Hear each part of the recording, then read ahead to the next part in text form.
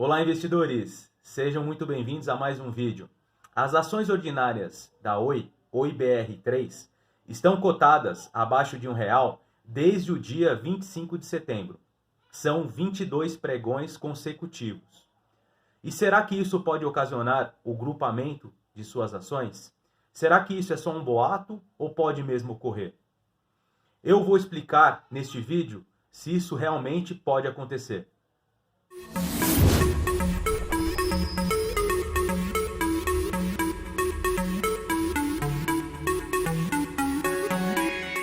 Pessoal, existe algo chamado vedação às penny stocks, que na verdade é a vedação às ações cotadas abaixo de R$ 1 pela B3. Existe uma regra no manual de emissão em que as empresas fazem adesão ao emitir as suas ações na Bolsa de Valores. O que quer dizer? Que toda empresa que emite ação para ser negociada na B3, ela tem que seguir uma regra. E essa regra é que as ações não podem permanecer abaixo de R$ 1. Ou melhor, elas devem permanecer em cotações em que seja plausível, que seja o ideal para a negociação na Bolsa de Valores. E as ações em que permanecem com os valores muito baixos, elas ficam difíceis de ser negociadas, uma vez que qualquer variação de centavo varia muito o percentual de negociação da ação.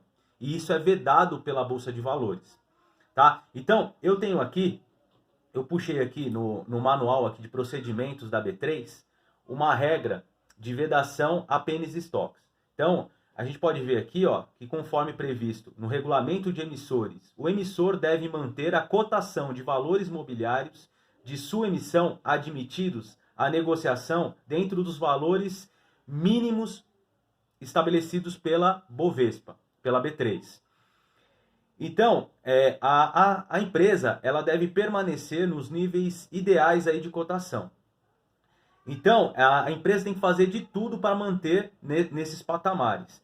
E, no caso específico aqui, acima, superior a R$ 1 por ação. Tá? Então, essa é uma obrigatoriedade aí da B3. A companhia será considerada em descumprimento com a referida obrigação quando a cotação de fechamento das ações ou certificados de depósito de ações for inferior a R$ 1 por 30 pregões consecutivos. E a gente viu aqui que as ações ordinárias da Oi, ela permanece assim, abaixo de R$ 1 por 22 pregões consecutivos. Na hipótese de verificação de descumprimento, a B3 notificará a companhia para que tome providências cabíveis para que a cotação de suas ações ou de certificados de depósitos de ações se enquadre ao patamar mínimo exigido. O que quer dizer isso? Quer dizer que depois de 30 pregões consecutivos, a B3 irá notificar a empresa que permanecer com as ações sendo negociadas abaixo desse patamar, abaixo de R$ 1. Tá? E pelas minhas contas aqui, o pregão se dará, se continuar nesse patamar, a gente espera que não, a gente espera que as ações aí tenham aí um desenvolvimento, uma vez até que eu estou posicionado nessas ações, mas será em 6 de novembro, será a data aí que dará 30 pregões consecutivos. E existe uma rotina aí da B3 que ela seguirá para fazer essa notificação, e tem um prazo a ser seguido pela empresa. E eu tenho aqui, eu fiz uma pesquisa de vedações a penny stocks, Aqui a gente tem um esquema gráfico aqui de como funciona. Então, se permanecer por 30 pregões consecutivos com a cotação abaixo de R$ 1, a B3 notificará o emissor e concederá prazo para sanear o descumprimento. Pelo que eu pesquisei aqui, o prazo para sanear esse descumprimento é de 6 meses. Então, a empresa tem 6 meses para elevar o preço da ação acima desse patamar. E o que normalmente acontece para a empresa poder cumprir esse requisito? É o grupamento de ações. Se vocês não sabem o que é um grupamento de ações, eu tenho um vídeo aqui no canal disponível em que eu explico como funciona. Geralmente, a empresa faz o seguinte: ela vai agrupar as ações, aumentando o preço da ação, e diminuindo o número de ações, permanecendo assim o seu capital social da mesma forma, sempre. Não tem como mudar o capital social. O capital social é a quantidade, é o valor final lá da empresa. É um número de ações vezes o preço de ação. Então, o que acontece? Ela vai pegar uma proporção. No caso aqui, a gente pode acontecer da Oi desdobrar suas ações numa proporção de 10:1. Ou seja, vai aumentar o preço da sua ação em 10 vezes e, ao mesmo tempo, vai diminuir o número de ações em 10 vezes, tá? Permanecendo o capital social da mesma forma. Então, as ações agora que está sendo negociada a 0,93 centavos, por exemplo, irá para R$ 9,30 e lá eu pegar a quantidade total de ações ordinárias e dividir por 10. É isso que vai acontecer com o grupamento de ações. Ocorrendo isso, né, a Oi ela cumprirá o exigido, né, e aí permanecerá. E aí passará e sairá dessa circunstância aí de penny stock.